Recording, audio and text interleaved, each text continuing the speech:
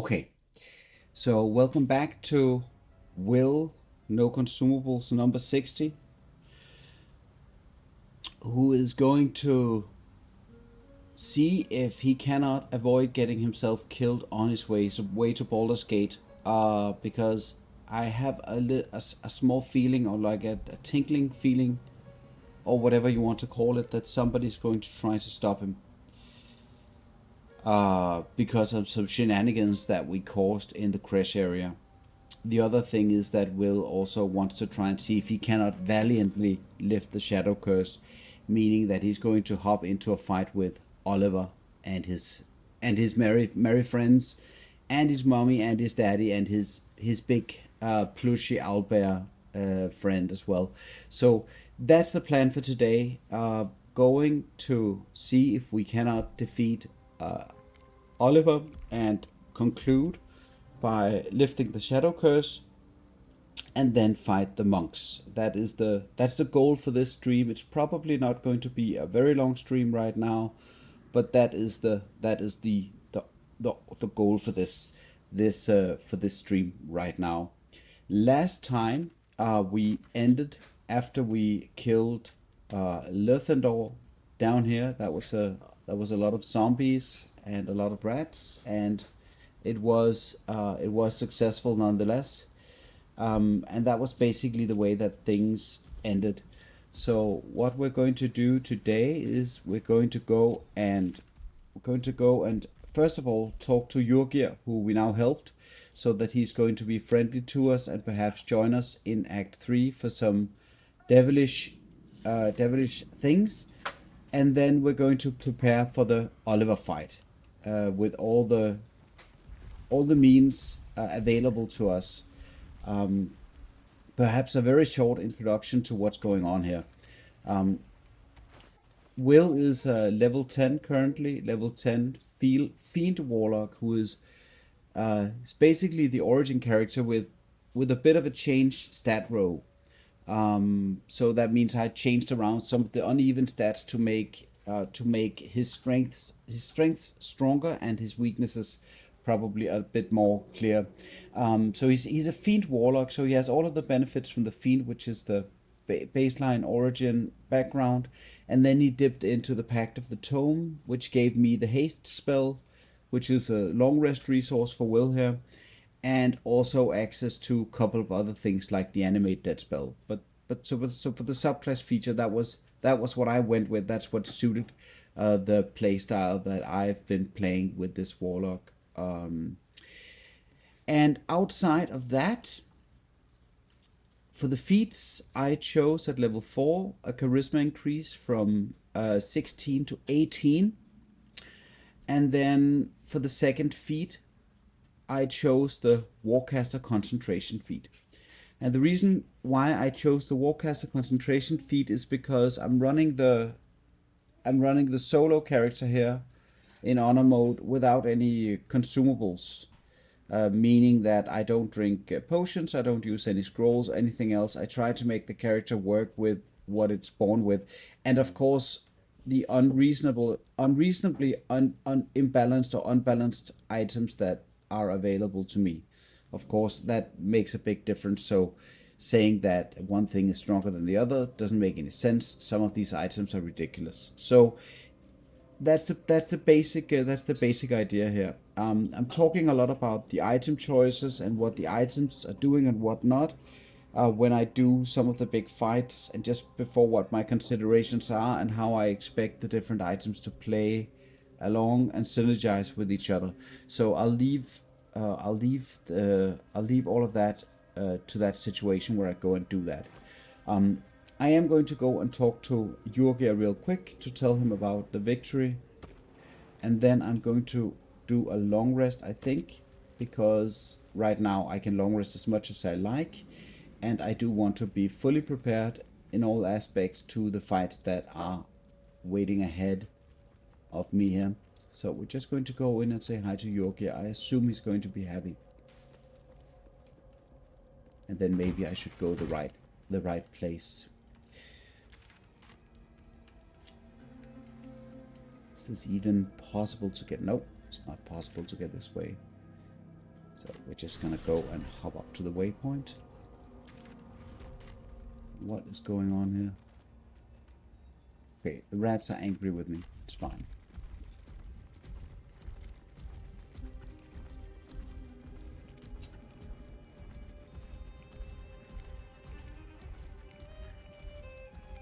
The thing that I do want to get is the necrotic resistance from the altar once again. The necrotic resistance, unless I, for whatever reason, am unable to get it now that I messed with Shah and she's angry with me, is pretty beneficial.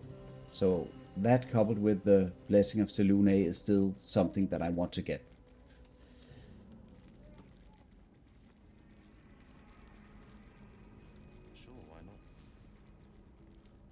Wait. Quiet. It's gone. The song is gone. The contract is completed. I think free might be rather overstating matters, Yogi. Devil's in the details, you see. And the details are in the fine print. You were to fulfill the deal. Nowhere does it stipulate you could subcontract the last kill to the first adventurer's party that came trotting along. In short, you're in breach of contract, my friend. Oh dear. Back to the hells with what we agreed.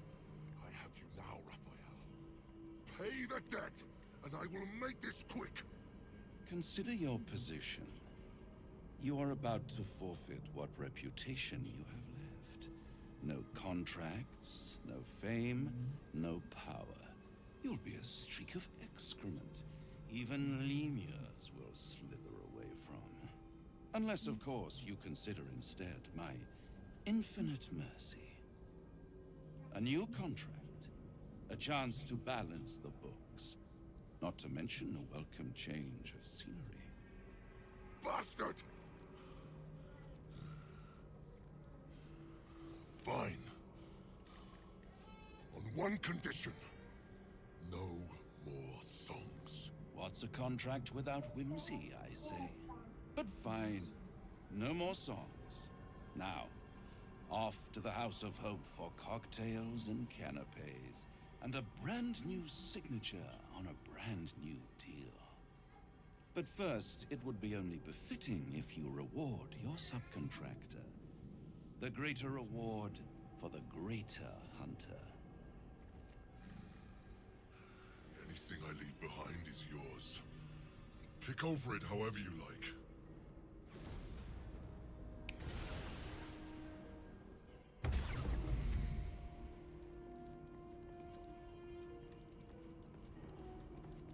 Alright, I think that's it.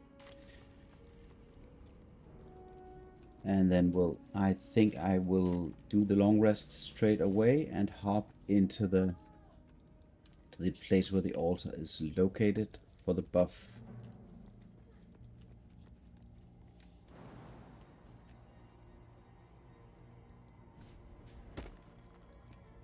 Right.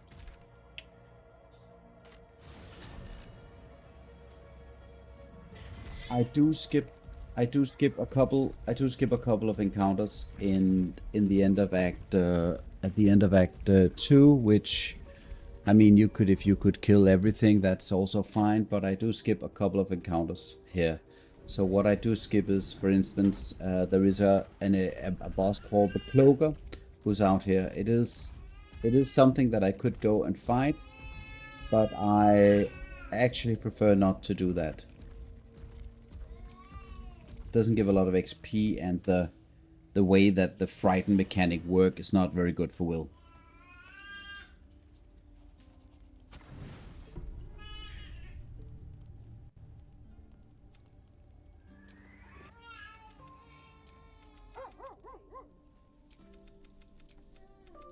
Nothing. Both animals look fine, watching you expectantly. Scratch's tail wagged.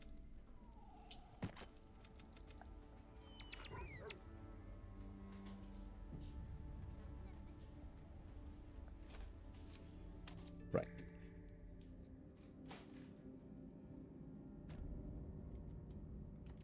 let's see how that works. So I'm going to go, and then I'm going to have a chat with the altar.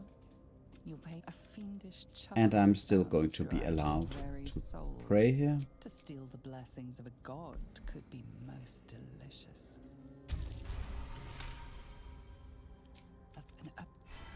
And I get the buff. That's all I wanted.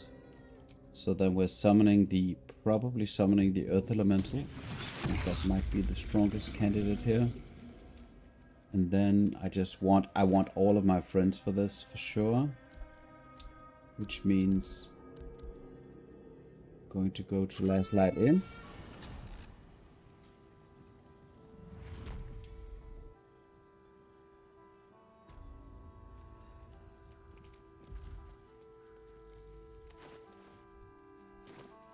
As for the items, oh wait, I don't have, the shadow curses currently. Shadow curse is currently lifted already? Or is this, no, this is because I have the Blessing of Selune, of course. Just looked kinda lifted for a moment there. It's a little bit odd.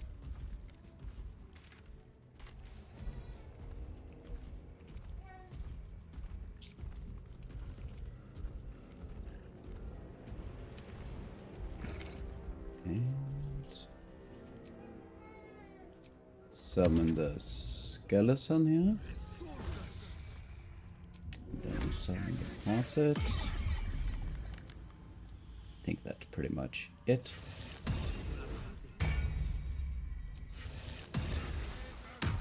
Oh yeah, and of course us. Hello, Ginger. I decided to go against Oliver first for the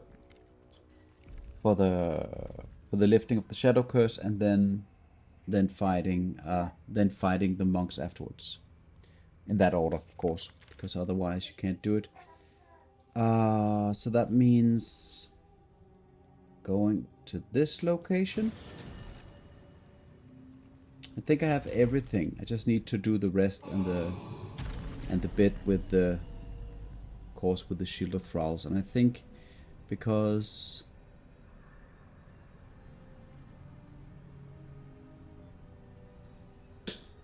Shovel is the character with the least HP, I think that might be a good place to go ahead and use that shield there. I could bring in the, probably I want to bring in the Campion in the monk fight, because the more the merrier. Even with the offensive fireballs, the more targets I have available, the better. So I think that is going to be superior to any other choice at that point that I have available to me. I don't need critical strike immunity, but what I do want is I do want a lot of initiative. Right, so let us just drop the crossbow here.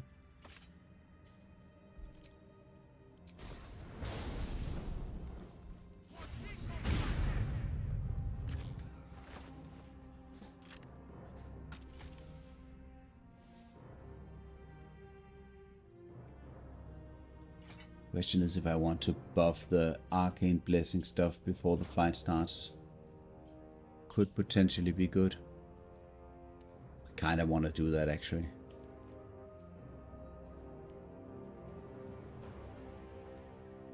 Alright, just checking up on the preparation here for this.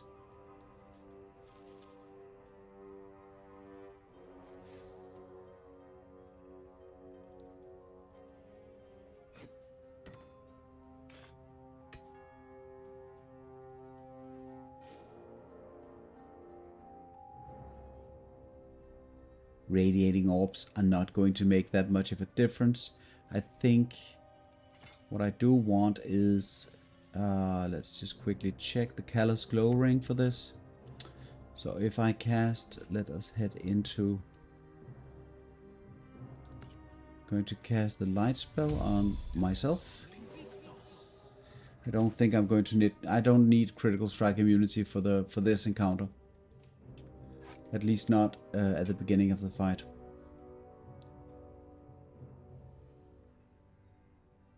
I mean, if mummy casts sleep on me and I'm crit, that's bad. But like, I've watched a couple of videos now, and right now I feel like it's not going to happen that way in the first turn. So I'm not worried yet about that. And even if so, something else is going to hit me and I'm going to wake up, or my own minions can hit me and wake me up. There are many ways to get out of that situation because I have so many minions, so many summons. So I'm not worried about the first couple of rounds. And the amount of damage that I'm dealing, I'm assuming that I'm going to make short work of. I think probably I actually want extra movement from the click heals. And then I want to bring in the Callous Glow Ring here. Because now I'm illuminated, so that works, that's extra damage. I think that makes sense at least. And then I need to prepare to drop the Moonlight Lantern. I'm assuming it does something to the shadows, if I remember correctly. It's been a very, very long time since I dealt with these guys. I think the Psychic Spark here is just going to be more beneficial because of all of the small shadows. I think my action, sometimes potential of my action might be stronger using that spell for those small pesky ghosts. But outside of that, I think this is pretty much, I don't want to, I preferably want the Sunbeam. So I think that's what I'm going to go with. Psychic Spark, Callous Glow Ring, Ring of Protection, Near Misser, Sentinel Shield for Initiative, Blood of Lathander for Sunbeam and Blind. Boost of Speed for that extra movement because it might be relevant. I mean, the boot slot is a very good slot for the Warlock, but I prefer to go with this for now. Gloves of Dex for armor class and hit rating, potent robes, and the Diadem of Arcane Synergy. Oh, hello, so Blackest. I'm running a short BG3 stream here with my no consumables Warlock, who I hope finally will be able to beat the game after many tries. He's number 60. I think it is my 60th attempt, while playing blindly into the solo honor since last year or something. And I'm currently finishing up Act 2. The idea is now I'm going to fight Oliver at the town square with all of my friends here, and his mommy and his daddy and whatnot, that fight. And then I intend to go and fight the Githyanki monks afterwards. And then I'm in Act 3, if all goes according to plan, which I hope. And then we'll see what happens, how much time I have. But outside of that, welcome Raiders. I don't know if you guys are late night sleep-ins while watching So Blackest's late night streams in the US. I'm in Denmark, so right now it's before noon. It's not that late. And I'm sitting down with a cup of coffee and playing a bit of my favorite game here. I am running this Warlock here, solo, no consumables, on honor mode, and I'm about to finish Act 2. I defeated Merkel last stream, which went pretty well, I would say. So it's an Eldritch Blasting machine, and now we're going to see if I can kind of make things happen here towards the end, or if I end up fucking it up and losing. So we hope not. How did your stream end, So Blackest? What happened with your with the finalities? Because you're also level 10 on your character, so you have to be approximately in the same position as me. I mean, in terms of game progress, you have to be like towards the end of Act 2 and need to make some decisions, I'm assuming. Oh, you took down Yorgir. Yeah. I sided with Yorgir because I want him for the Raphael fight. What was it easy, or was he easy, Yorgir? Because according to the patch notes, he should be better at optimizing his invisibility now. He should be moving to a more safe position. So more difficult to pin down, I guess.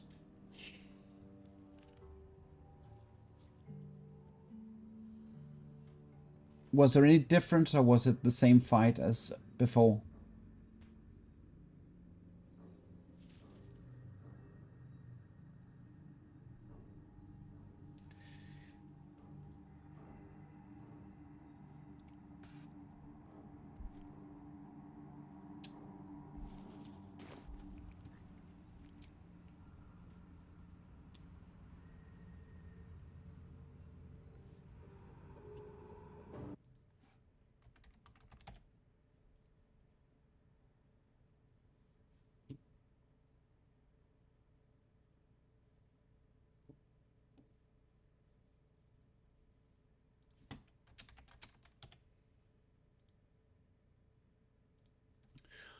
Okay, I'm just checking one thing before I head in there. And that is because...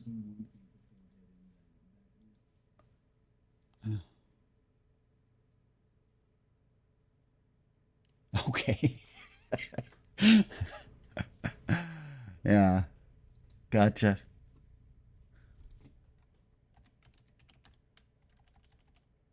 I'm just checking that one thing here before I head in. And that is what the secondary damage type that I'm going to be facing in this fight, what that is. And it's either slashing, piercing, or bludgeoning.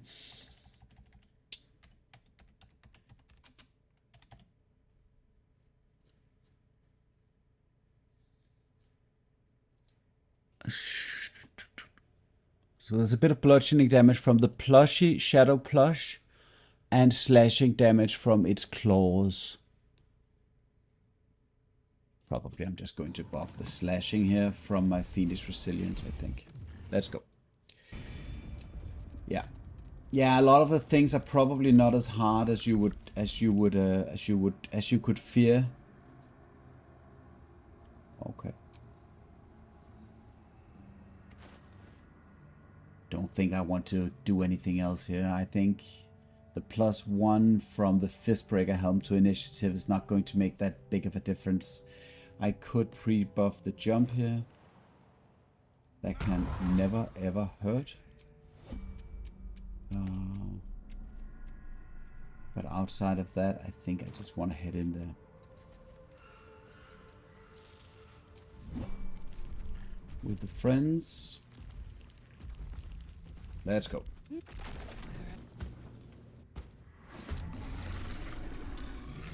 Let's check the initiative for this. So I'm hopping pretty much straight into the fight at this point. I'm talking to Oliver here just before, and then he's teleporting me to the Reithwin Town Square, where we're going to be fighting him and his friends. I don't want to be attacking his bubble here, because that's going to be reflected to me. So if I deal damage, it's going to reflect a lot of damage to me, and that's not very favorable for me. So what I want to do is I want to focus the most dangerous of the entities, which is Mommy, who has a sleep spell, and the sleep spell is just a potential game ender if I'm not very careful. So I do want to kind of move into that, potentially adding the Psionic Overload. I think I'm going to add the Psionic Overload. This ability, I think, is potentially a little bit questionable, but I actually do like it. We're just going to crit her. Just adds that psychic damage there. So with the critical, that's a 2d4, so it's a lot of extra damage. Okay, I'm going to head back now, and then we'll see what happens. I'm going to try and see if I can't put the scare on her. Yeah, I love that ability. I think that it's... some people don't like it. So I think it depends a lot on... But yes, I'm also a big fan. There is the wasting quiet. This is also something that I just need to familiarize myself with, because I know that the small ones here can explode, but I don't think they do that more than once per turn. There is the lullaby. This is the ability that I was dreading, right? So now she slept me for 2 turns. So this is pretty much what I have to deal with, which I think is going to be potentially doable because I have a party that can help me out. But I'm not that big of a fan, so I could attack myself and get myself out, but the AC is not particularly in my favor. I'll probably be attacking Mommy here.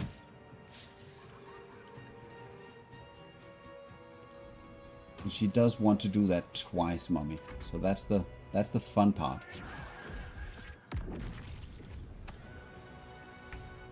Alright.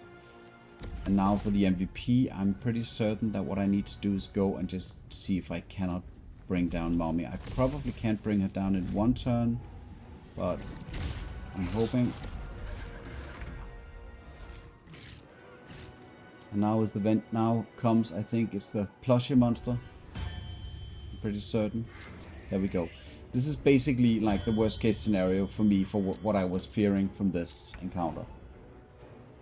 Because now I'm asleep. Oh wait, I'm up now. But it's not my turn any longer. So mommy can still come and do her thing on me. And I think this guy is going to be in a hot mess in a moment.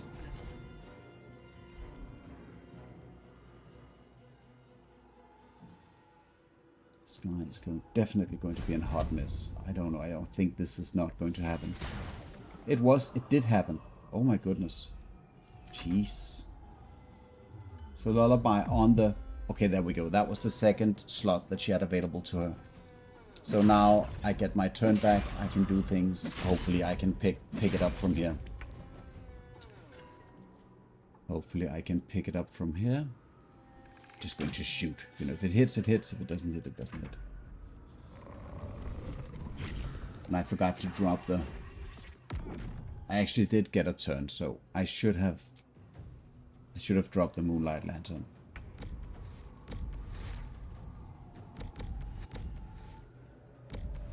Ten hit points. Prone, immune to prone, 3 hit points. She is just...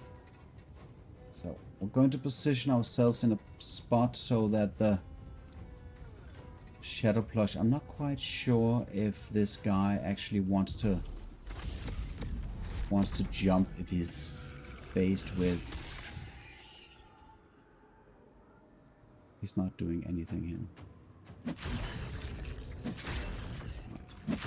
So, am I asleep again or not really? Oh, now we have our turn. Okay, that's something.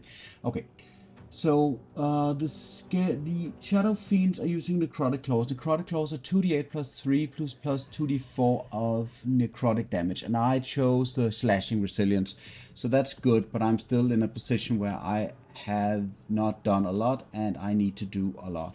So probably if I can manage to...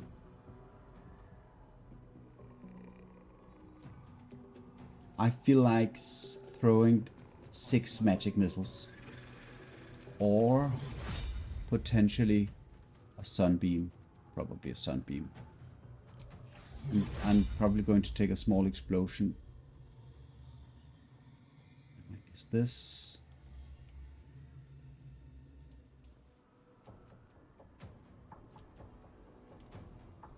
I don't want to do this just yet.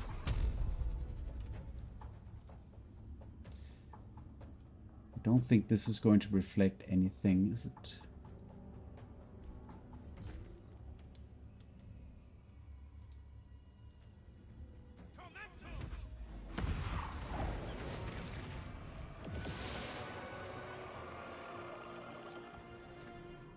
Okay, that did do a lot, but they didn't seem to explode really, and now all that's left is my Earth Elemental, so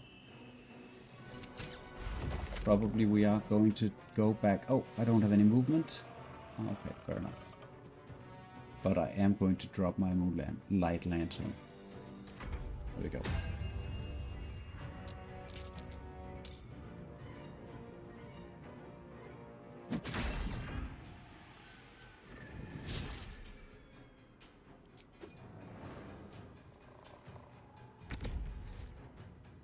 So I don't know if this is going to hurt him inside of the dome, so that's not going to work. And there are only 3 targets here, so I wonder...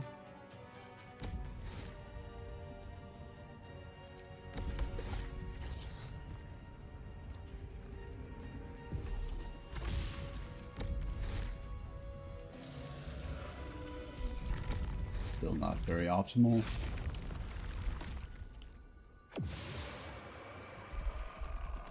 So moving a bit away here. I do have spell slots that I can use to... And now he's coming and I saved. That was not a bad thing. And here they come.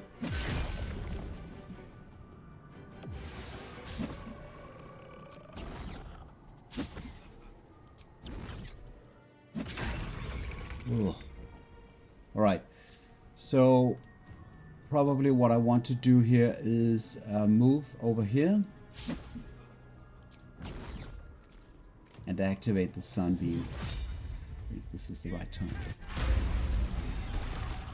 So he's taking a bit of retribution damage at various sources here, but now we're kind of down to, and what happened to the shadow plush? The shadow plush was hit for 66 radiant damage, and it's vulnerable. Okay, so that was what I wanted to see. Sunbeam is just so good for this stuff. So I'm probably going to see if I can hit this guy. And then hang out here in my... And I'm getting the temporary hit point, which I should be losing, but those temporary hit points are just so great.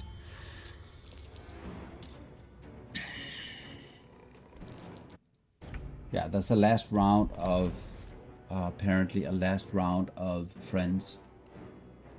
And I think this is where... Or maybe there are 2 rounds of friends. We'll have to see. I don't want this guy to die just yet. I want him to survive at least until I can resummon him. So if I go here...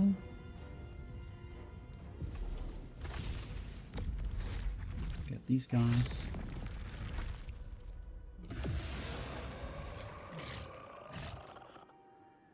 And it's just crazy that they deal this much damage, I have to say. Let me just see if I can't hide up here.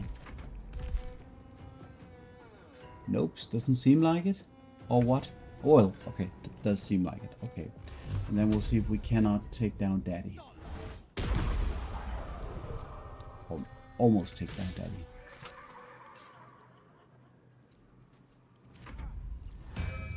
Yeah, more friends? More friends. More friends.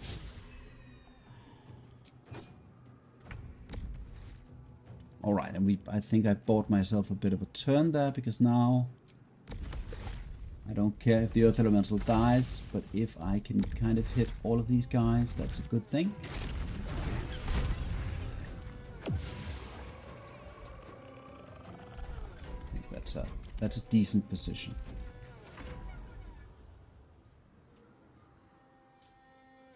Oh my goodness, the damage. Okay.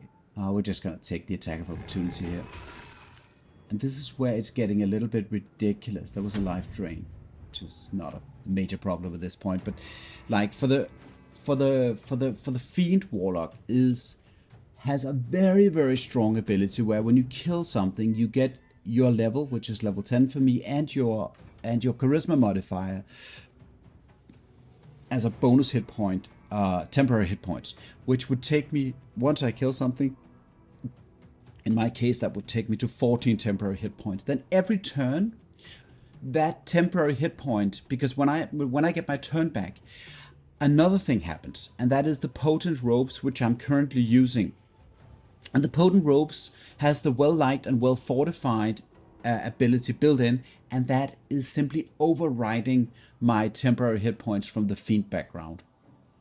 So that's really, I mean, that sucks a whole lot, because the difference between 10 HP and 14 HP and 4 temporary HP is quite large. So that is basically a major disadvantage of the potent ropes. Is that it? Why couldn't you just leave me That alone? is it. Let's go to the Stay monks. here playing. I had everything I've ever wanted. Right, I'm not leaving. Even when it was scared, but would he even want me back? So, Alright. So I am going to, let's see, going to get the Moonlight Lantern, and then I am going to go and, what is this?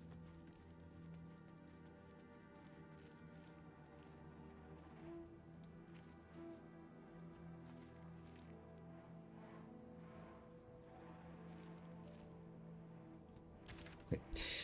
Okay, so I'm going to go and talk to Halsin. I think Halsin is in the camp, if I remember correctly.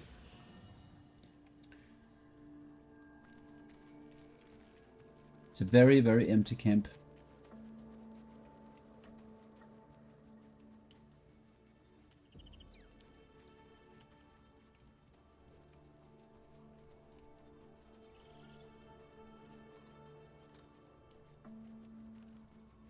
Hello, Thaniel. You did it. Not as nature moved. Your path leads. So, is he at Moonrise Towers, maybe?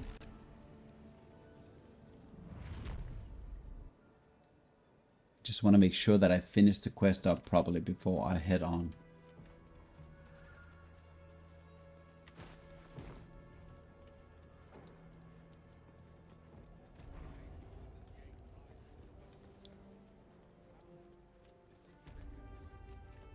I like it how all the named guys are just replaced by no names in the aftermath of the attack on Moonrise. Time for a chat. Thaniel rests well. He's healing. I'm glad I could help. I can't. Still. Anyway. And I'm glad to be had. Glad to be with you, I mean. Alright. No clue about how that quest ends. Lift the shadow curse. It took some convincing.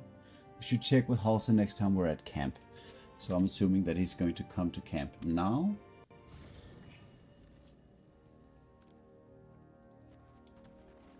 What's this now?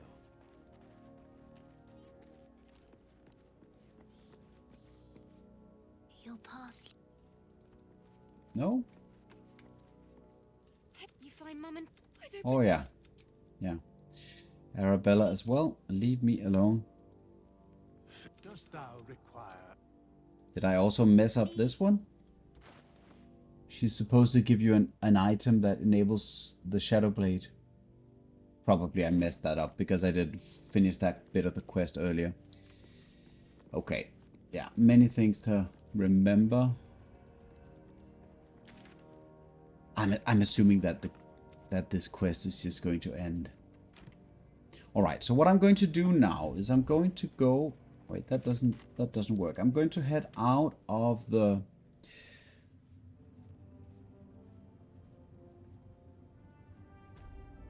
out of here, and then I'm going to actually... Well, now he wants to talk to me still. Come on, Halsin. I swear. Make up your mind.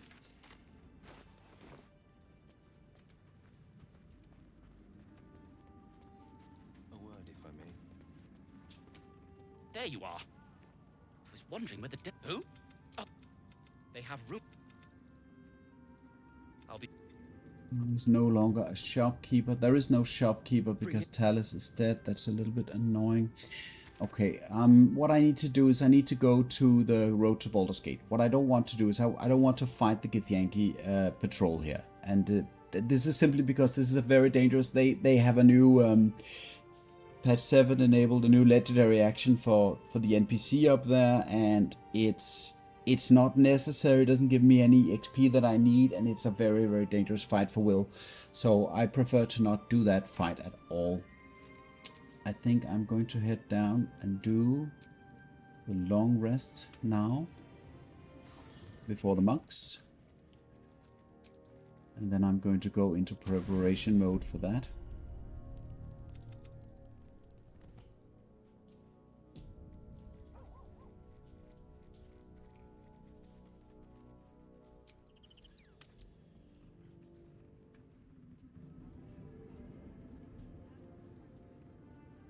So the way that I like to do it is I like to crouch and then I like to hop to the waypoint.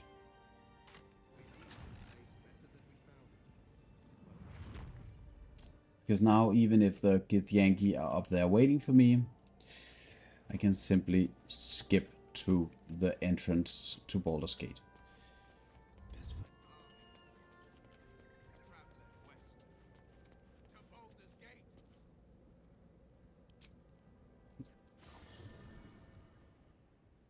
The curse has been lifted.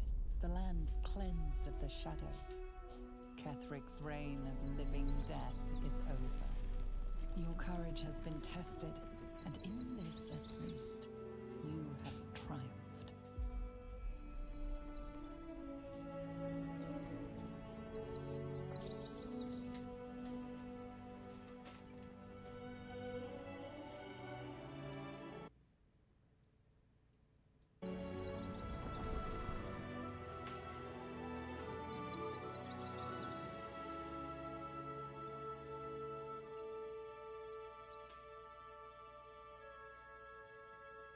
There's something very ominous and slightly unnerving about Wyll smiling.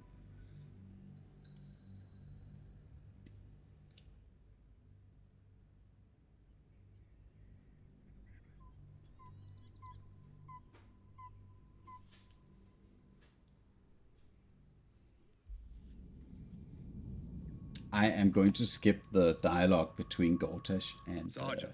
No. So you came. and Orin. Perhaps get back to your Duty. Your control. Yes.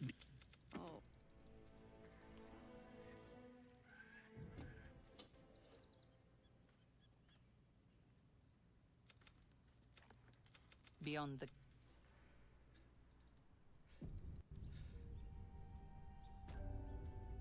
All right. I don't think there's anything that you need to do in this. If I remember correctly, I mean you can blast a barricade and you can jump down, and there's a treasure chest or something with some kind of. Let me quickly check what's in there. But if I jump down, I think there's a problem with getting out of that crevice or something. Has a bit of gold on a peridot. No thanks. Not valuable enough. And then I need to set up some of the stuff here, because I'm going to be woken up in the middle of the night. So I'm just going to set up the stuff that I want for the opening of the Githyanki monk stuff, because that's pretty important. So what I do want for that bit is I do want some gear that gives me initiative. That means the Fistbreaker helm, it means the Sentinel shield, it means the gloves of Dex. That's going to put me at +8 to initiative, and I want as high initiative as possible. At the same time, I probably want the amulet of Misty Step, so that I can then Misty Step to the portal. I want the boots of speed are not going to do anything for me, since I'll be Misty Stepping. But I also have the Dimension Door ability available if it should come to that. And any kind of stuff that's going to take place once I get through the portal, I'm going to be summoning stuff, and I'm going to be pre-buffing before heading into the major fights of that place. The problem is I cannot pre-buff, I cannot summon stuff because it's going to vanish once I go to sleep, and then I think my spell slots will also be used. It's the whole process of this getting interrupted during your sleep and being surprised and not having the resources that you expected is a little bit confusing to me, I have to say. So I'm just going to wait with all of the funny business until I am safely inside of the portal. And at that point, I'm probably going to be summoning a minion down by the first Githyankis, just to keep them occupied while I change my gear and whatnot. That seems to be, unless I'm making a mistake here, that seems to be the easiest way to do it. So once I click the go to bed, trouble is going to start brewing. Just as a kind of a test here, I'm going to cast my Invocation of Shadows, my Mage Armor, which is a free cast, as many as I want. Doesn't require any spell slots or anything else, and I can use this as many times as I want, meaning I can just rebuff this for free, just to see if that carries over into the night. And since I will be using the Misty Step here, I might as well equip the Evasive Shoes as well. So probably a combination of Misty Step and Dash is going to be my go-to here. This is very heavy on the bludgeoning, so I am going to use my anti-bludgeoning just in case that they go and start pounding on me. Sometimes they get a turn where they go and they punch you, and that can be extremely scary. So let's see what happens. I'm going to go to bed now. The events of the last day. And we're going to skip the video here. And here is the fight. Let's see the initiative. I am first in the initiative order, which is what I wanted. And then we're just going to straight up Misty Step from the amulet. No, we're not going to do that just yet. We're going to move. Going to move here. Just need to make sure that I have the... Yeah, exactly. Up here. And then activate my dash, because otherwise this would be a not very fun round of damage to go through. So I am going to dash and head into the astral portal. And now I'm going to be summoning something straight away, because there's a fight going on down here that I can get to pause if I add something into the initiative. So I'm just going to head down to the door to see. There we go. Oh. Anyway, let's prepare here. I'm just going to keep an eye on this. Scratch is now in the turn order. Okay, now I have the time that I want to prepare. Okay, so I did lose my mage armor, which means I need to recast that first thing. I can't hold them back alone. Very, very important. I am going to cast the armor of Agathis. I do think that it does not make sense to play around with the resources at this point. I am going to be summoning my Earth Elemental here. And it is going to be the Earth Elemental, I think, because of the prone value of the Earth Elemental. You could make the argument that I could do some shenanigans with some other things. But having the ability to prone some of those Githyankis is just too good. Some of the other elementals are also very strong. I'm going to summon this guy. I'm going to summon not the cheeky Quasit, because that's going to do things which are bad. I'm going to summon us. I don't want to summon the Quasit just yet, because he and Scratch are sharing initiative, and I'm worried that that's going to put me into combat, which I don't want to do just yet. Shield of Thralls, probably on the Earth Elemental, I'm guessing, which is a slightly less important detail. And then I don't want to do anything else just yet. I want to consider a couple of things.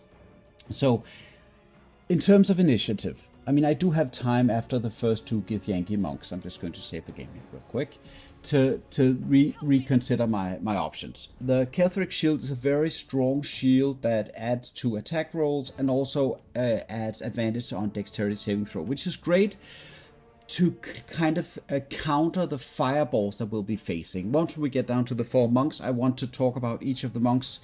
Also for future reference for myself, it's nice to be able to go back and what thoughts that I have on it at that time, and what do I need to look out for in the future. Because this is a potentially deadly encounter if you don't know what your character can do and what you should do, what your options are. Of course, depending on your rule set and whatnot. But like for me, it is a very dangerous encounter always. And I am going to be dropping this hand crossbow as well. This is not an encounter where I want to. Where I want to experiment with.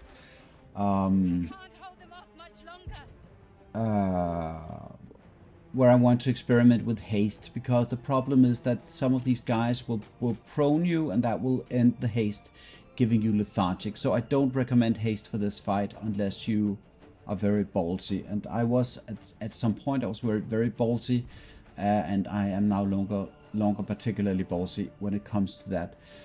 So what I was considering is I probably want to just equip the Infernal Rapier, for the simple reason that more is better. So we're going to get the Campion out.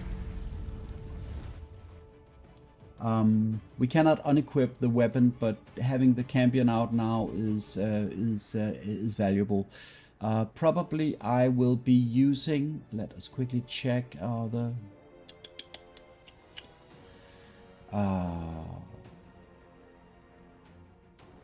the Diadem of Arcane Synergy becomes infinitely less important once I don't have all of my charisma available to me. Then it just becomes kind of okay-ish. Whereas the initiative is king, but yeah, going into a different kind of thinking about adding onto this reverberation, I'm not sure that that's going to be very valuable to me. I think the armor class is going to be better in all instances in this fight. Is my opinion. Oh, hello, Squiz. You're doubling down on the. You already subbed. You already subbed to me. I think a couple of weeks back, a week back or something. Thank you so much. Thank you so much. Okay. Do I want critical strike? Yes. I want critical strike. I want critical strike and paralyzing critical to take out one of the Githyankis in the early stages of the fight, for sure. I don't need it for the first couple of guys, but knowing myself, if I end up in a situation where I don't, where I kind of have to over prepare, I end up messing it up. Okay, sleep tight, Squiz. Sleep tight. Okay, so don't want to over prepare because that is going to mess things up for me. I do want. Oh, that's not possible anymore. I should have blessed the Staff of Arcane Blessing prior to going in, but now that's no longer a possibility. And I am going to be in that situation where I need to very quickly move to a frontal, like a very aggressive position. That's my plan. Either I stay far away, but that runs the risk of, once you get down into this area where you have to fight the boss and all that, if you get into a position where you can get knocked off the edges and die from falling into the chasm, that's very dangerous.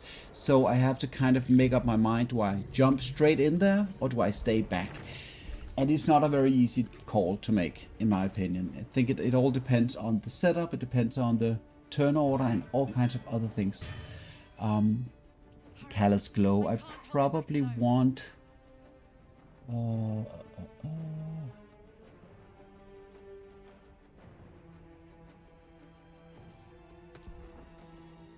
I want that one actually for now for these guys. Or do I? I do kind of want to check one thing actually that I was thinking about. I don't know if this goes for this item, the Infernal Robe. I don't know if the Infernal Robe, if the Fire Shield is going to last. I don't want to equip it if that's the case anyway. But I don't know if the Fire Shield stays on me when I drop the item from it being equipped. That's something I've been wanting to check. And then I forget if there is any. There is hold person in this fight. There is hold person in this fight. So having the Finger free action is an absolute necessity. And I almost forgot. Almost forgot. I think this is the setup that I want to run with. I feel very comfortable that this is a responsible setup for this fight.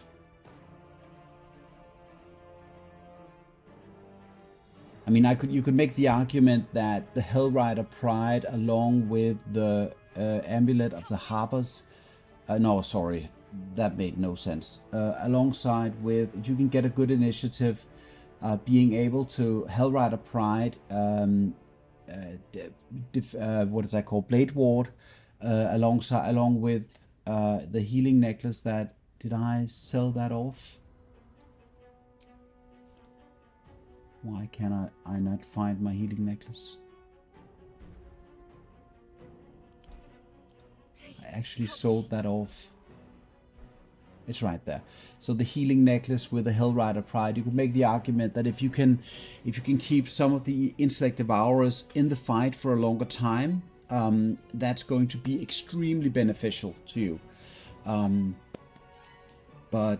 But I think that no matter what, it's going to be a bit of a shit show down there. And I actually think I made one major mistake here. It's not a major mistake, but I do think that I actually need to equip the Darkfire Shortbow. Because I think I do need the fire resistance for this fight. Because the fireball and the fire spells can be nasty. So having that bonus action and not having it, of course, it's not... Having your bonus action is nice, but I also have other stuff to use it for. So I'm going to equip the Darkfire Shortbow. It's just forgot how important that can be, and I think I'm ready to jump in now. I want to do a short rest here. Party members in danger.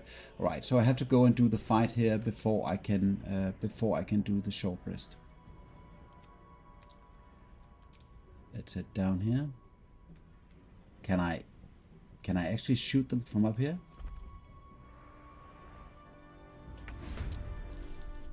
I need you now.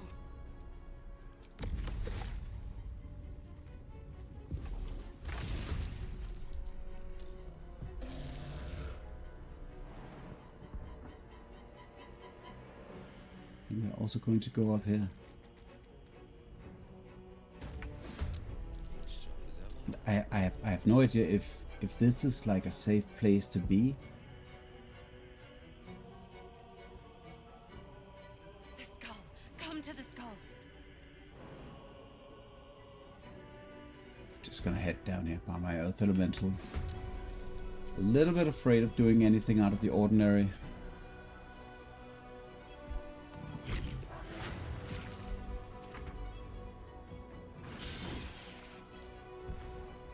Now comes the fireball. That's the thing.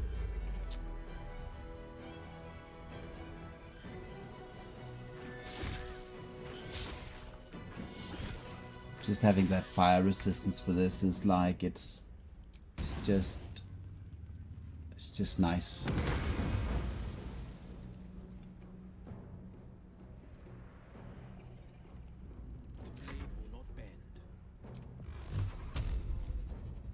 Am I going to be able to push this one out? So goodbye.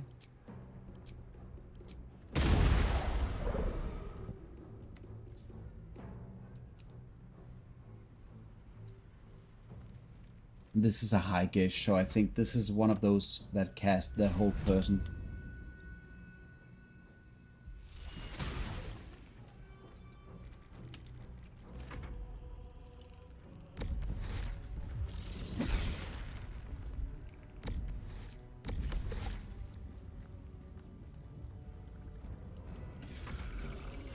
It's not over.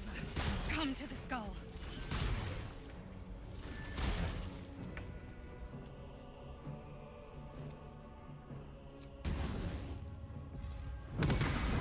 It's not over. Come to the skull. So, alright, so now we do the short rest here. And then I think probably preparing with stuff like the jump spell, I think is nice to have on me. Also going to renew the armor of Agathis and using this spell here. And then switching in, and I'm just doing a couple of things. I'm casting a couple of spells that I'm then going to rebuff my spell slots with a short rest. That's the warlock ability. So that's why some of the things here happen in slightly quick manner here, because I've done this so many times and it's hard to remember that I need to just quickly think about. I'm going to equip the Surgeon's Subjugation Amulet because I do want to see if I cannot get that stun, that 2 turns of paralyze in on the high Gith, on the boss there, because if I can get that in, I feel a bit more comfortable with dealing with his friends. So, and with a high armor class, I think I'm just gonna jump straight into the mix, or somewhere close to that. Probably not in the middle, because that's going to set me up for the fireball. That's the other consideration that I need to think about. But maybe they won't do the friendly fire, which is also something that I could check while doing it this way. The dog is dead, so I do want to summon Quasset here. Doesn't count as a bonus action, it's just a free action apparently. And then I want to equip the other ring, the ring of free action obviously. And then what I want to do at this point is, oh wait, we need to jump down here first.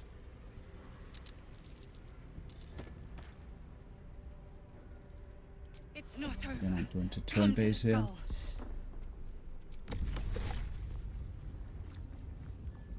need you now. Because if there's something that I detest more than anything, it is when my creatures are just in an odd position and not in any way, shape or form close to the action. Okay, so I'm just accepting anything. The fight has now begun, and where is Wyll? Wyll is all the way up there. That's a... I've never tried this before. Okay, let's see what happens here then. Getting your coterie with you, and I didn't get my... I didn't take my short rest. Okay then, no spell slots available for this. God damn it. That's not entirely the way that I wanted it to go. So the question is here, how far will these guys go? And this is the... No, this is not the guy. This is the one I want to stun.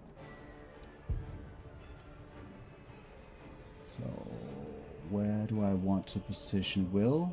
Don't want to position Wyll very forward. Probably going to move this guy here, I think.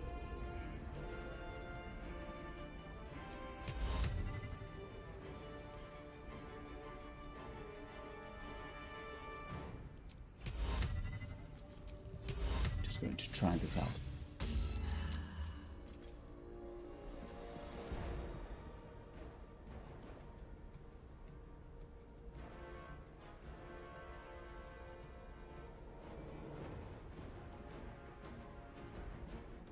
Don't quite know if it's a good idea to tempt these guys or not. This guy I think has fire resistance. I'm just going to double check this. Yeah. So if he decides to shoot, this is kind of irrelevant. Just going to keep this guy in the fight, and then thinking that I also wanted the skeleton. This is part of the preparation process that kind of messes up a little bit for me. Where do I position myself? Is this a good or a bad position to be in? Probably it's fine. So anything I can do, like pre-buff wise, blade ward.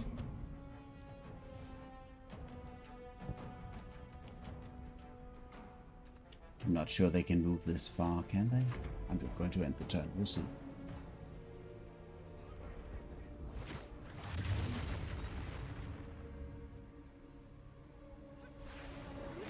There's the fist. And he stays on his spot.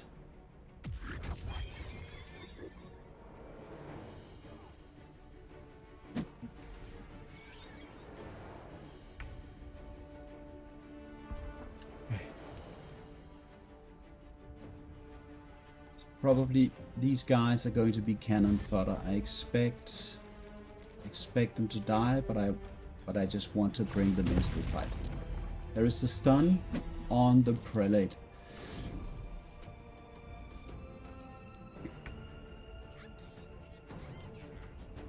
And since they have a lot of HP, I'm not going to be able to just destroy them. It's going to be a fight that's going to take a couple of turns.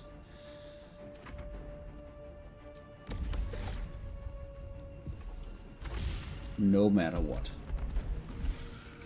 So, and then go to this location, I think. There we go. Okay, now Wyll is up. Okay, Wyll, show us the money.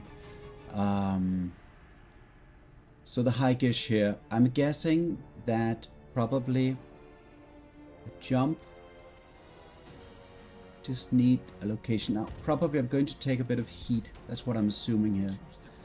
I have one round, I think, of the blade ward, and I have the bludgeoning resilience. So I probably should have gone with the psychic for this. I'm not going to. I don't want to stun this guy. I'm just going to take that one round of action there, and then I need to preoccupy this fella.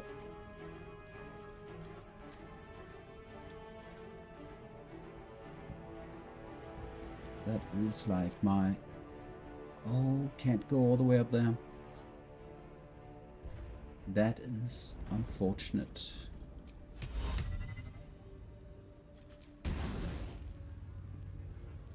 Just going to try and focus down this one.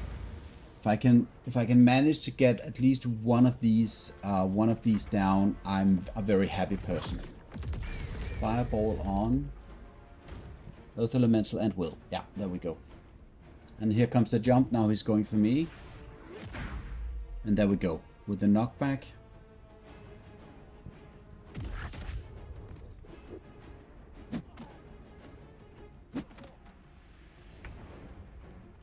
Right. So let's just quickly check. I'm still kind of wanting to bring this guy down. I mean, I could go... This guy is currently not particularly dangerous.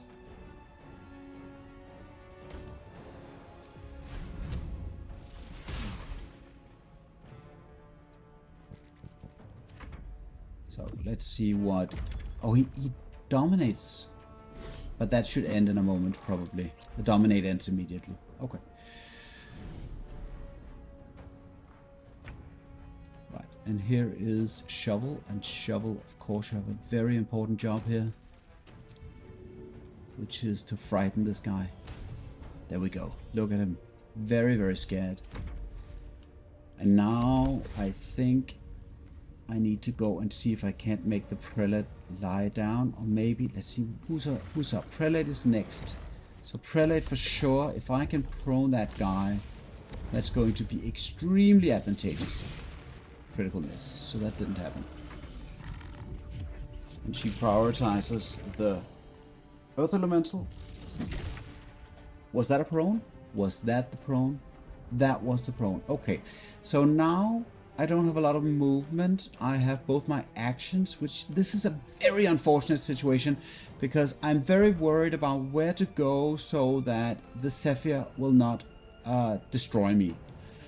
So, and I also want to critically hit the prelate. So I don't know at this point if there's a particular place and spot that I can go to that's going to help me out. I don't have any spell slots. Because I'm an idiot. I'm going to do this. And this guy... At this point, like, I even want to just stun this guy and get him out of the game. But my champion is also going to die. There are so many problems here for me. Okay, so I actually can do that jump. Okay, I am going to do that jump. And then I'm going to do this the way that I planned it. Come on.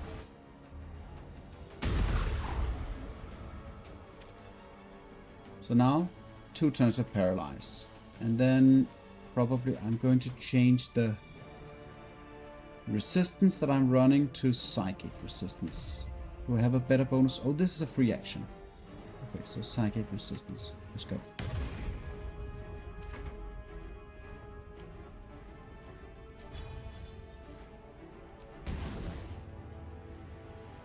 So already this guy is just...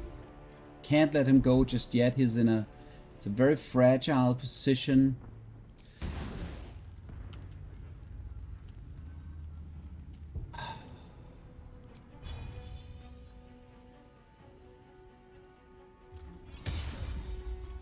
Okay, that brought him off balance and that thus taking away his attack of opportunity. Now what was it?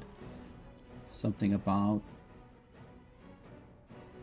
Disadvantage on strength and dex and attack rolls against it have advantage. Okay, that's helpful. Okay. Alright, let's just see what happens. So he jumps and he decides to go for the Umbra. Thank God. So frightened. Oh, but that takes away its action, right? Oh, he still has the flurry. Alright, so the action was lost, but the frightened was cleared. Right. So now the paralyzed is still 2 turns, and we are looking at...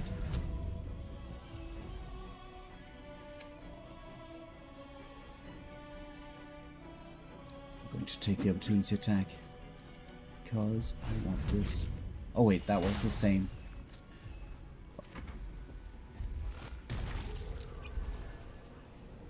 You're just waiting for that chain lightning.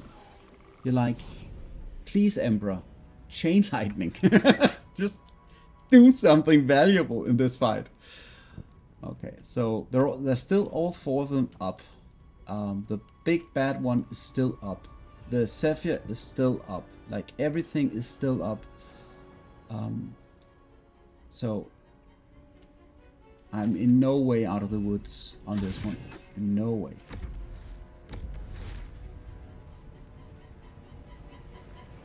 So I think probably to go up here and try to see if I can't prone this guy. I think that's potentially the most dangerous guy at this point, because he has a full round of paralyze. Alright, so we're going to... Now the question is, do I want to haste? This is the big question at this point. Do I want to haste?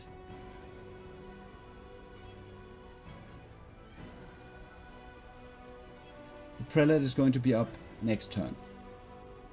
And if I haste, I open myself up to all kinds of things. And I need to make a decision. I could probably bonus action kill this guy with the repulsor. I think that might be the most responsible thing to do here. To get him out of the fight, but without spending too many resources.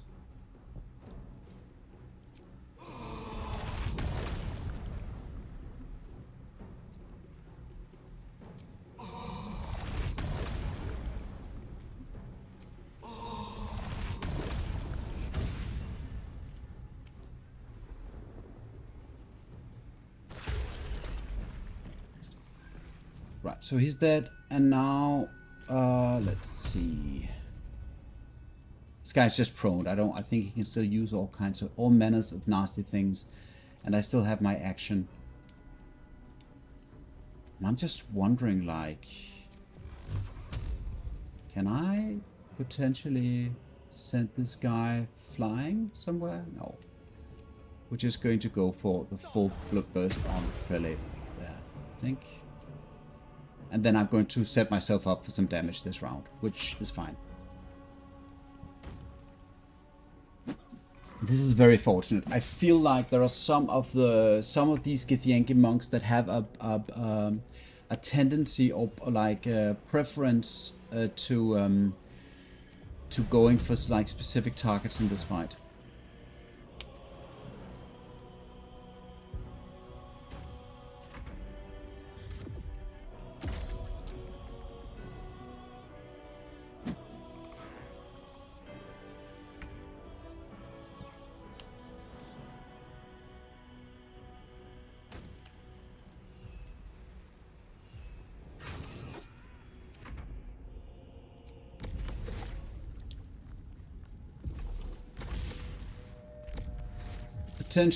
Potential prone here is just it's a game changer.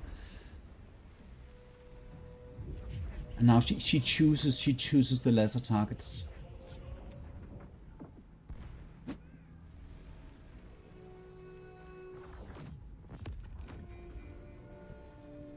And it doesn't seem like the resonating key is working either. Somebody else I was playing with made that point, so it does seem like there's something there that does not. So like, I'm going to trigger the attack of opportunity here, because if she hits, she's going to take damage herself, and probably still with a lot of AC there.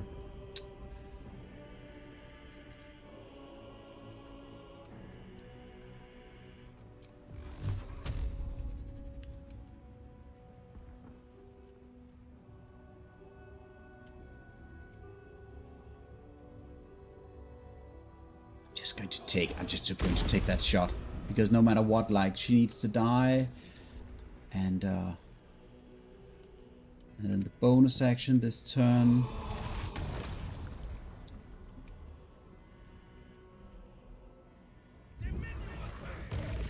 Stage fright.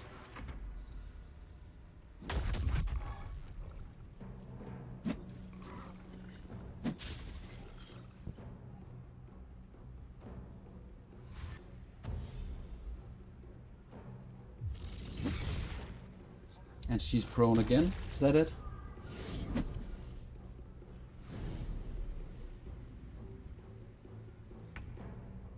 Yeah, she's prone again. So now she's prone, so now I don't need to do anything there. I can just basically go to the other monk here and attempt the same thing. Now prone. Very, very effective.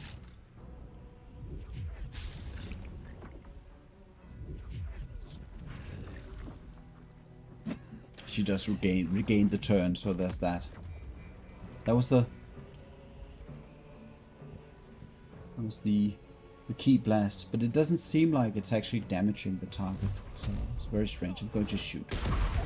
She's out. Thank God.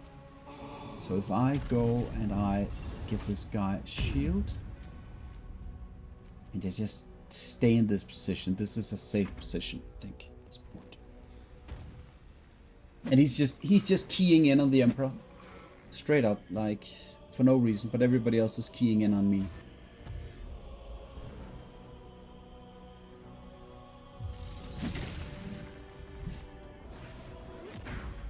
See, there is that fist, and it's so like no matter what in this fight, generally never be in a position where the unbroken the fist, the whatever the name was, the fist of unbroken air, whenever that has that any remote odds of pushing you anywhere that's dangerous, make sure that you don't put yourself in that position. And it can sometimes be very, very difficult to say, because sometimes it's like, you know, am I 6 meters away or however much that is in feet. But that's all I am saying here. So now he's going for me, right? There we go. Yikes. Come on, Emperor. And now. It's a little bit like the Emperor wants to steal the show. He could have thrown down a chain lightning at the beginning of the fight, and that would have been very helpful. But now when there's like only one target left, what does he feel like doing? Chain lightning.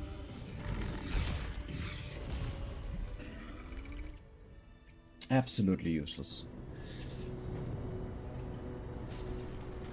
Yeah, so going into the fight with no spell slots is not very optimal. And the choice between hasting myself and not hasting myself was pretty much based on whether or not that guy or girl or Varric or whatever the name was who can do the proning thing, that if that Githyanki monk is still up. That's pretty much what decides if it makes any kind of sense, I think, to use the haste. Because the second that you have, you know you won't lose concentration, and you feel safe in keeping the concentration, and there is nothing that's going to pull you out of that concentration. The haste spell is a very strong thing because it gives you 2 actions per turn. So I would still argue that is better. All right. So we're going to have the story here, and then we're going to skip the story for now.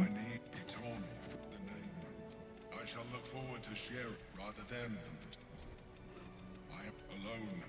Orpheus, all I needed to do. If the Githyanki ever find me, then we make the choice. as an illithid, I would like that. to do it. Yes. It wants to evolve, but it cannot do And so. then we open our mind. We must Very exquisite. Not available. Right, so I don't know, I forget if there is any kind of loot that Wyll wants. I don't think that there is. I think this loot is strictly monk loot, if I remember correctly. Wisdom modifier to unarmed strikes. Yes, yes.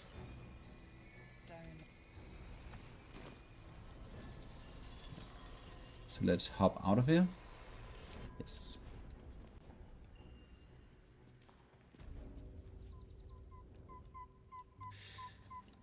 And I don't recall there being anything that needs to be done before heading into Baldur's Gate.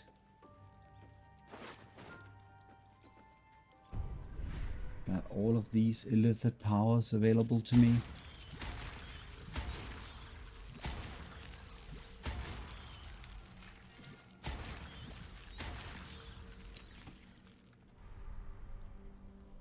Very delicious.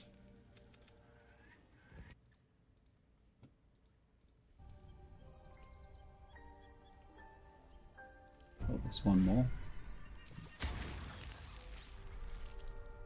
forget how many of these actually require.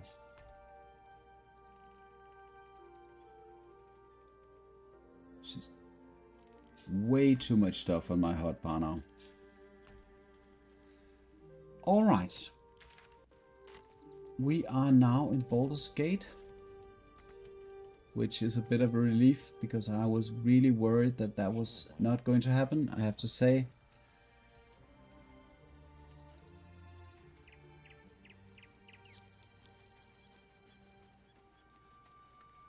When I trust your leadership and respect your given the It's not. circumstance. What would you like to know? I know. Well, thank me by returning the. I think I know how you feel. Anytime. Yes.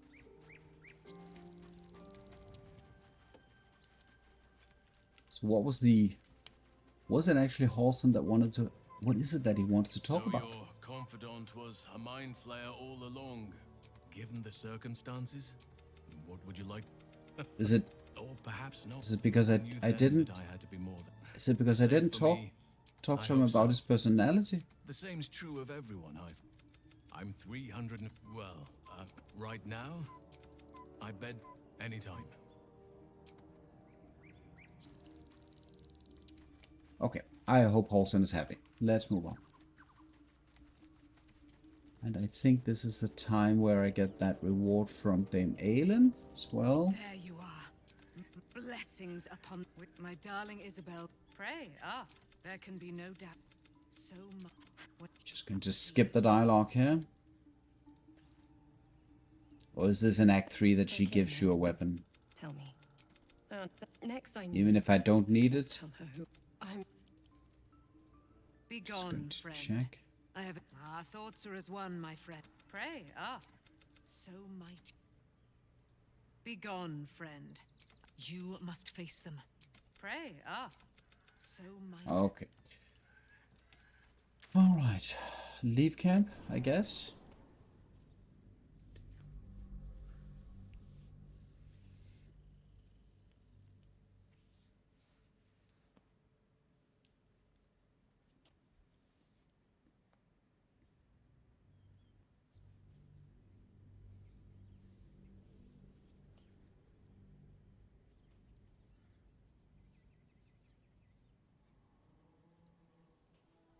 We must find where Gortash and Orin have established themselves, and take their nether stones.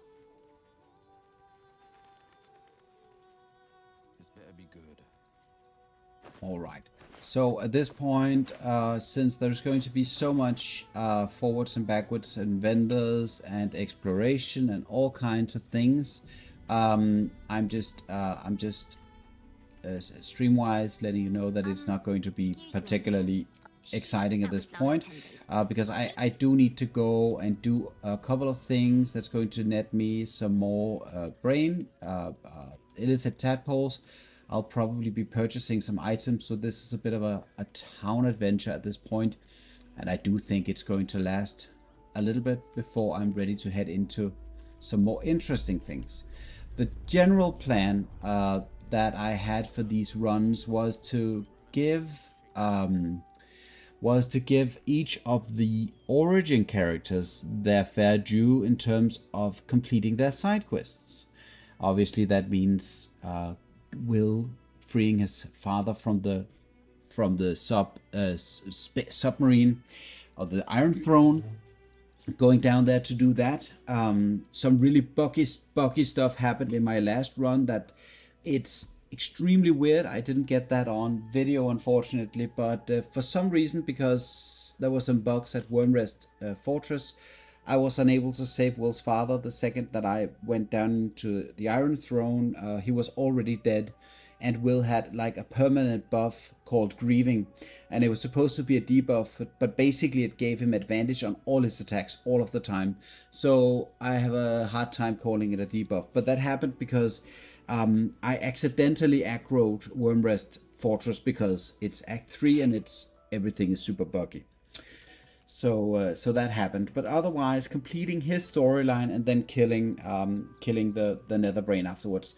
Obviously killing the required bosses, Orin and so forth. However, some of the rewards that I get from killing some of the other bosses are so big that I'm actually preferring to kill more things. That means I will also be fighting Raphael, probably also Cassador, and Viconia, and probably all of the big bosses, I'm assuming. But it's a bit of a temperament thing. I also want to kind of complete the run and just get it over with, so that I can get started on another character. But that's the plan. So I'm just going to do a bit of small things here. Here is the strange ox. Let us do a little bit of animal handling here. There's an invitation behind its great brown eyes. Ooh. And now I think in order to get him to join me in the final fight, I actually need a speak with animals, which I don't have on this character. So that sucks. Alright, I'm just going to bring out my coterie. No reason not to.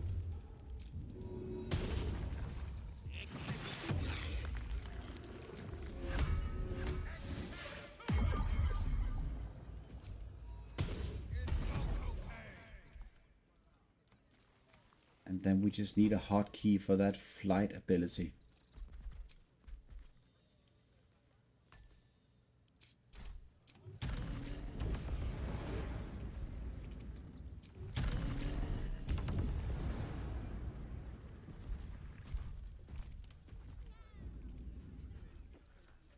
You did that old bone bag. Wish I could tell you, didn't you?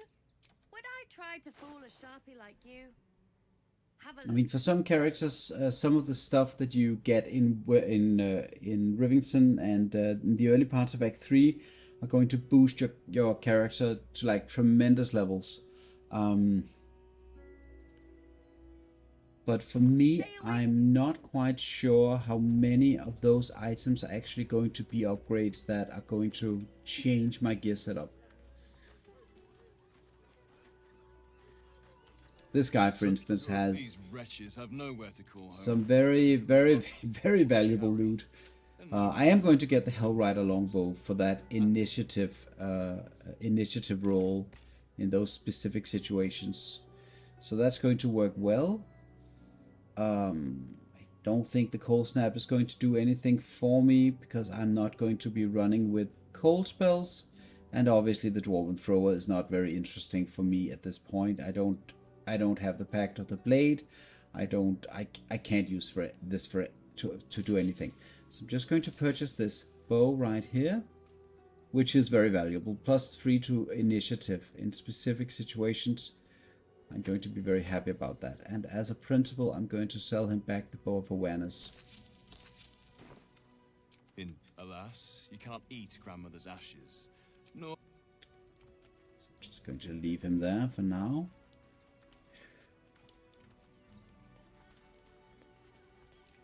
There are so many NPCs and so much like fluff and stuff that is funny and interesting in so many ways, but not relevant to... I think Fist Rowan, isn't that the one that Orin is possessing? These days there's barely if I wasn't If I remember correctly. I see. Those very long conversations. Every time you get into a very long conversation, it's Orin.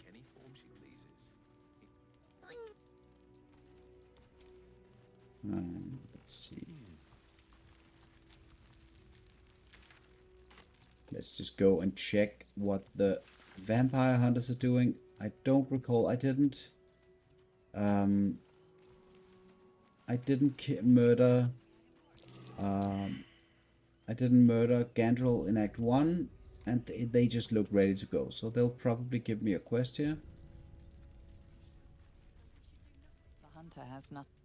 Okay, nothing to say. Welcome, friend. Welcome, friend. Our tribe left camp. They took the kids. I am Wyll. Yes. what's left of my tribe. Do what I can.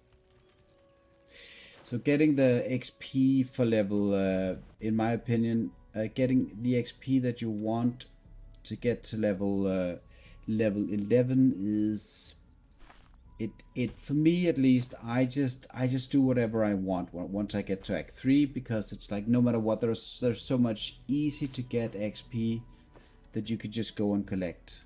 And I'm going to collect all of the easiest XP first. So I will be clearing out some areas that has things that I can then just kill. I don't think that the Ketheric shields is very appealing to me, actually. Scorching Reprisal.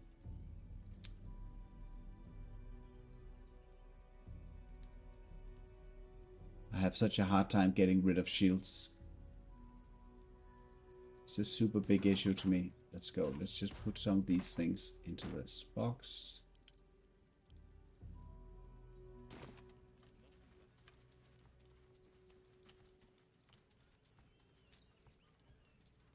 And then quick visit to the windmill here.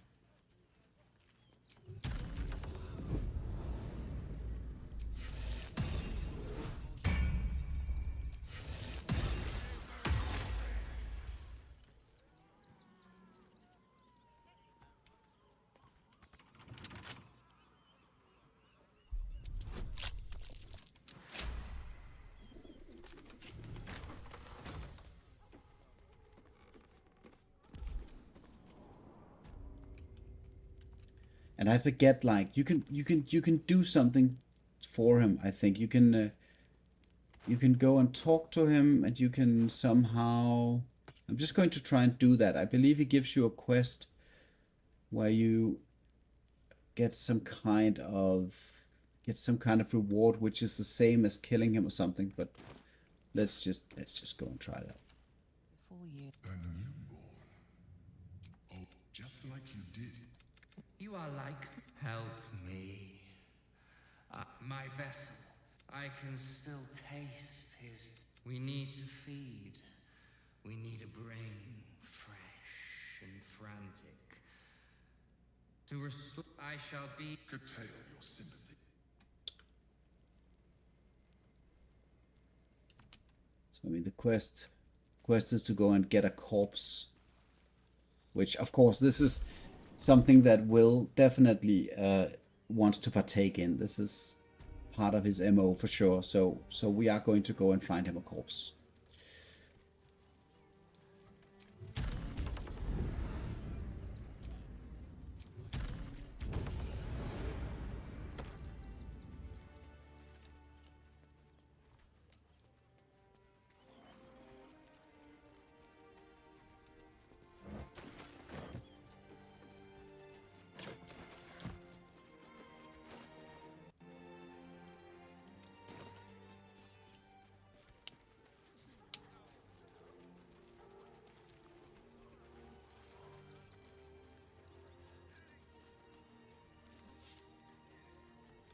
They did say that in patch 7 that they would try to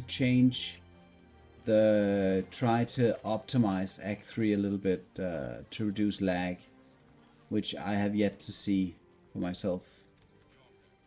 This still feels a little bit laggy on my PC.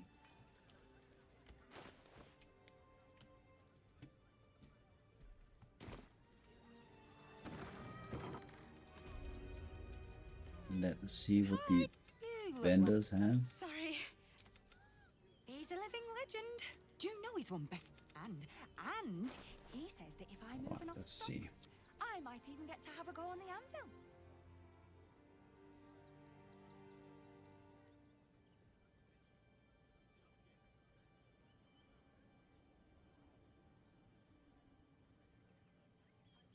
There is a very specific item that I want, which is the one that you get from finishing the quest with finding Dribbles the Clown. That opens up to a set of gloves that I think is potentially the best gloves in the game for an Eldritch Blaster.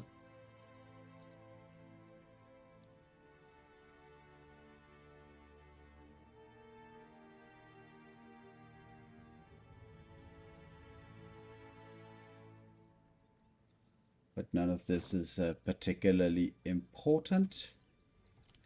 So I'm just going to leave.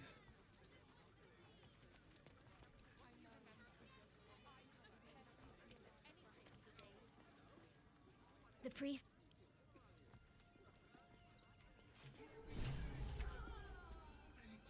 The crying one weeps. Yeah, we can just go and finish the quest with the quest for the monk amulet. That makes sense, and then open up this quest. Look, enough. She talks. Elephant. Thank you. Investigator Valeria. Feel free to. Sharess is correct. Valeria never found. Shira passed away last year. I really hope you. Yes. Trust your instincts. And right now we're in that field where I don't know where my inspirations are, so I'll probably be using inspirations in an impractical manner. Did I didn't get my Earth Elemental with me. No reason not to. Let's just go and get that.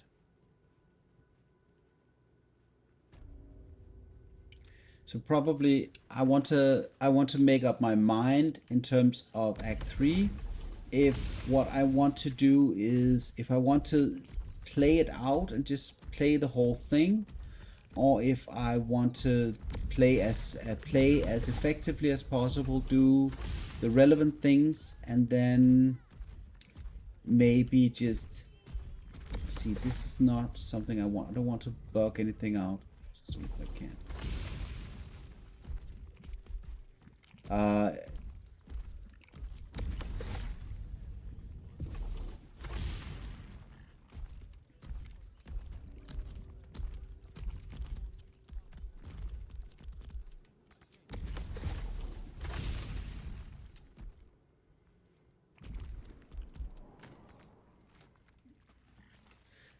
think this makes sense because also in this location I can also access the place where some of the Barlist assassins are hiding out. So I think there's a lot of advantage to that. I love surprises.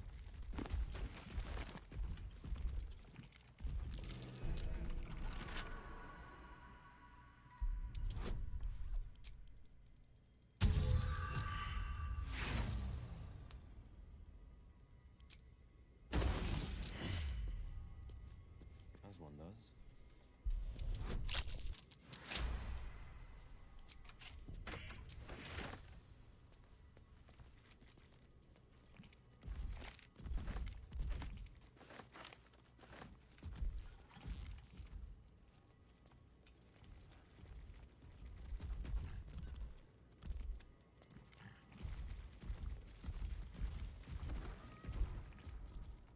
A crypt, and Shira Clarwen's resting place, I reckon. Here lies Sister Shira Clarwen. And I actually forget what the, as far as I know, like what I do is I talk to the corpse here and I put in the sentient amulet, and then I talk to the monk manifestation. Doesn't seem to do anything. This seems to be the wrong way of doing it. Okay.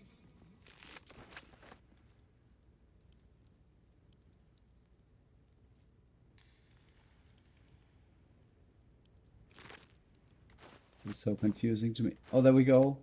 What was that? There she is. Okay. Honored Shira, her spirit has. Feel a little bit. Why did I say yes to that? Prods in places best left un. Wyll, Oh, thanks. Saying yes to the ability that you get from that quest doesn't seem very appealing. You get the ability to cast Tasha's Hideous Laughter, and I don't even know if it. I think you get it once per long rest or something, but it's a spell that needs to. It has a saving throw, for God's sake. So it's not very good in my opinion. Okay, these guys have so many hit points, so let's just go. This is a situation where I'm just going to cast Haste.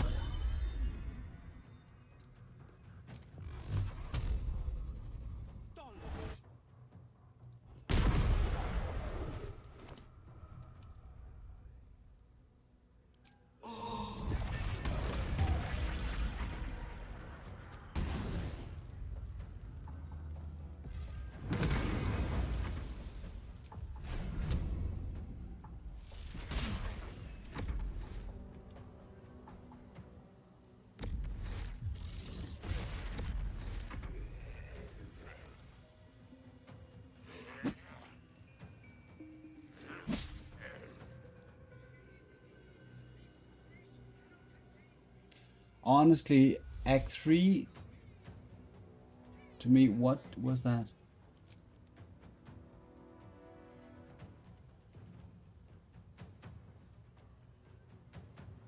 What in the world was that? And then the Hillsborough. Act 3, to me, feels a little bit like they took the intention of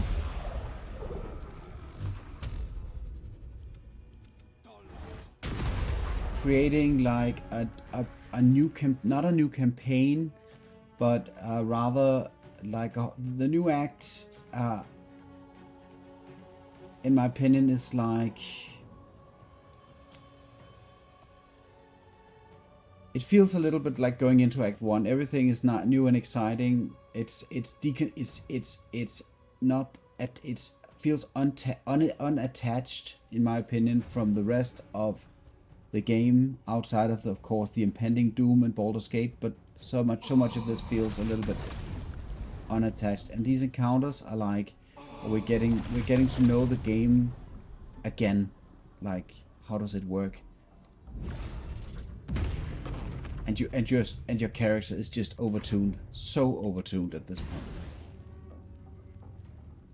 And then I know, of course, it comes down to if you choose to play with illithid powers and what kind of restrictions you want to play with. But a lot of the content in Act 3 feels a little bit like, okay, back to kindergarten.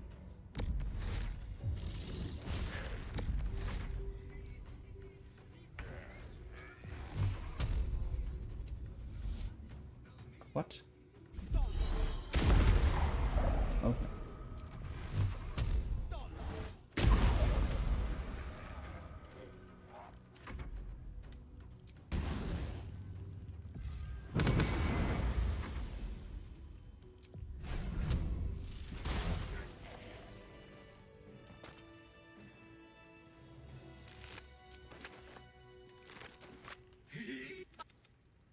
All right.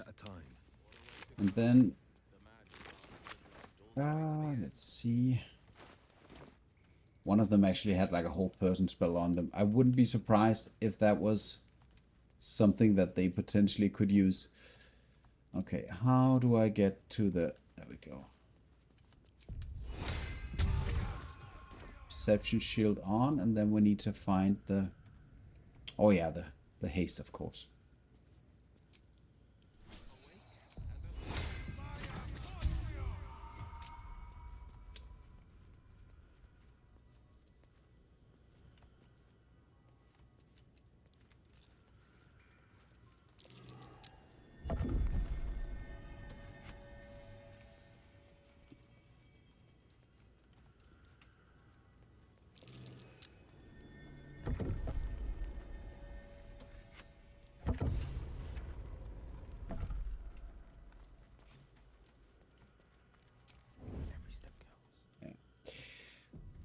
And then we have some of these fights, which I believe that they can be semi-dangerous if you just waltz in there and you mess it up or something else. So you need to pay attention what you're doing.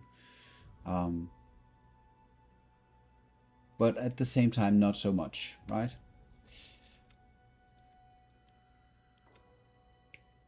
And they are not humanoid, so I cannot stun them with the subjugation amulet. I think... I don't know if the reaction is even available. It's not available. Already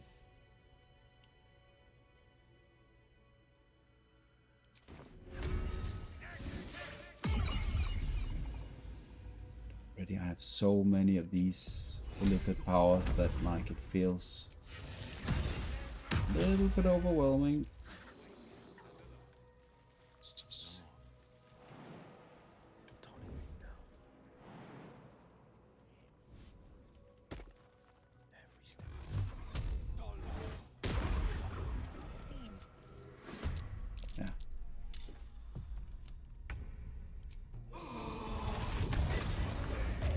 I do believe that they do pack a little bit of a punch, actually. There was the disadvantage from because the Dopplegangers. Just don't want to be pushed into some chasm somewhere.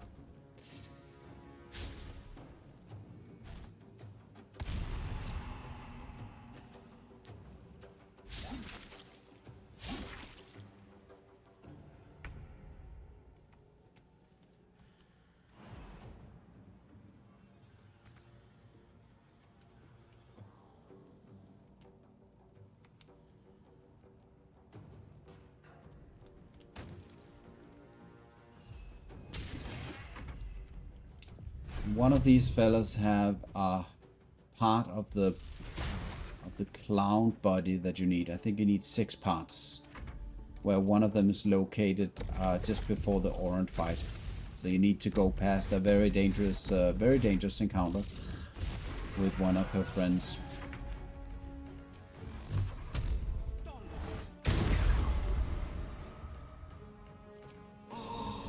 Oh, and the black hole only hurts enemies.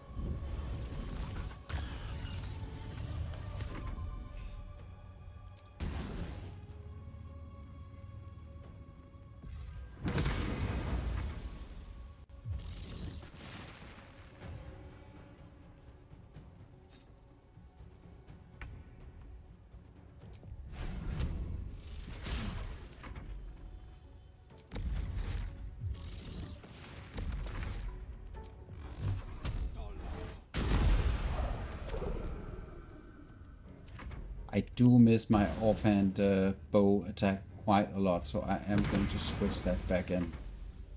Having that near miss offhand attack for some extra damage is pretty good. It is pretty good. So I'm going to switch that in right now. Right, so we are now investigating the open-hand murders.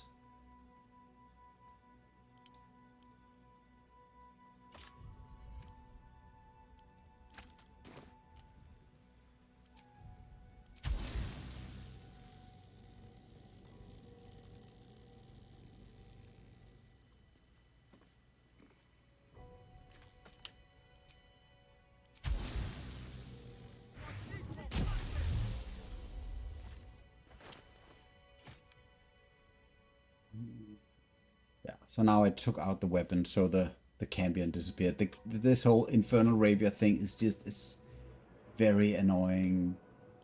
A very annoying thing for me, so I'm probably not going to be using it that much. Which means I need to go back to my old weapon. Where is my weapon? Did I place that in the camp for some reason?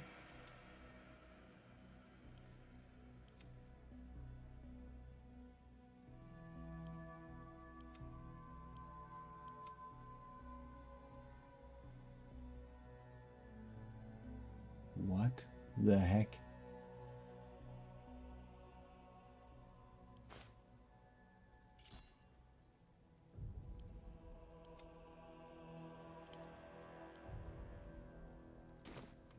Okay, let me just loot these guys and go and check where I put the blade of the Undermountain King.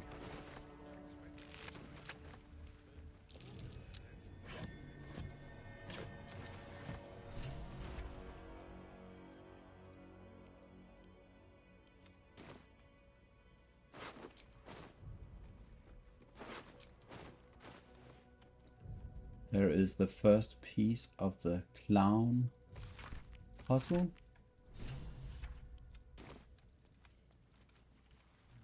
Just want to see if there is anything else I need down here. I don't think that there is. There is this cloud kill poison cloud where probably there is something. There's a chest or something down here that you can go and collect. I think I can shoot it. If I can shoot it, we can check the contents.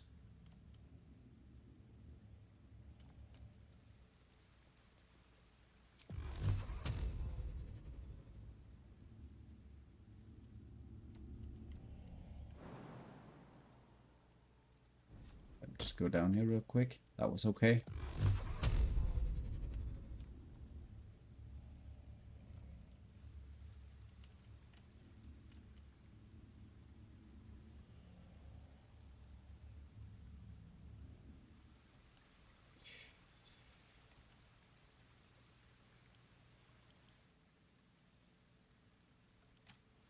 I'm going to destroy it by fire.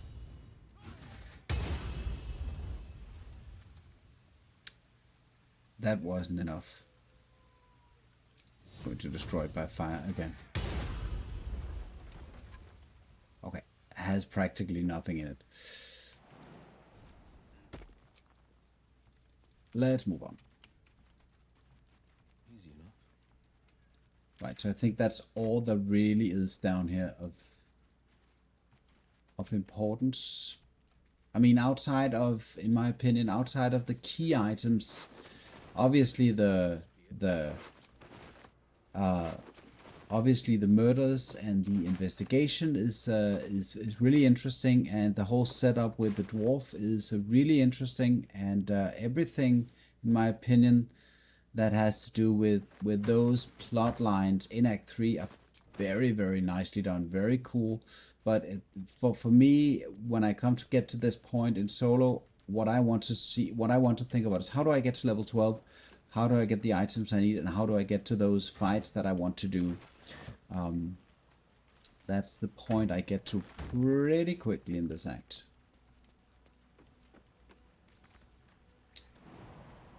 Yeah, we don't need to go in there. I think this is it. Let's go back to Rivington.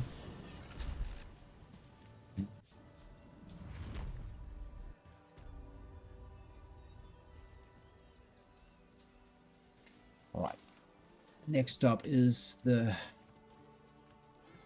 problems down here with Arthur Gregorio. I probably want to see if I can't convince him to give me a ticket to the show.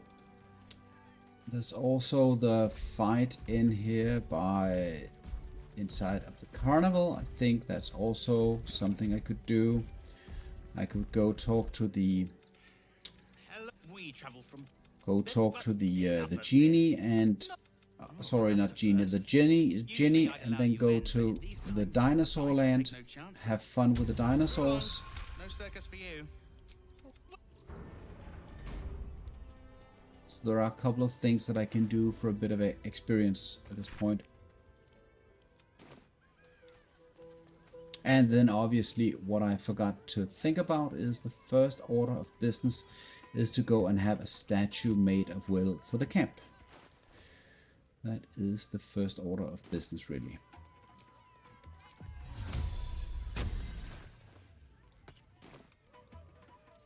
So let's see, we don't have the money on us, so we need to go and collect it.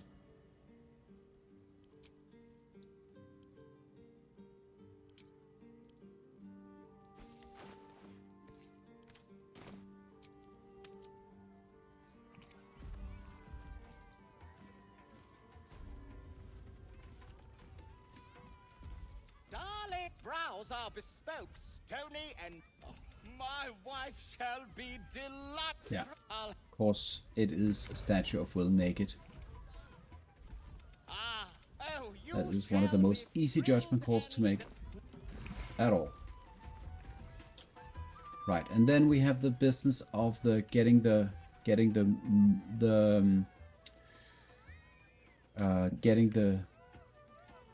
he has one of the clown parts here. And I do believe that I actually need to go and loot it. Where is it? It is Cloud Severed Hand. I'm going to take it, and he's going to complain.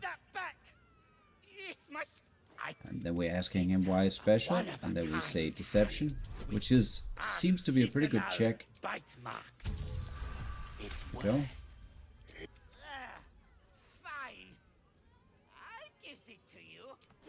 100 gold.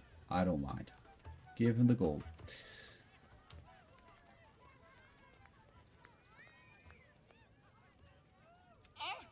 Luce and Boris.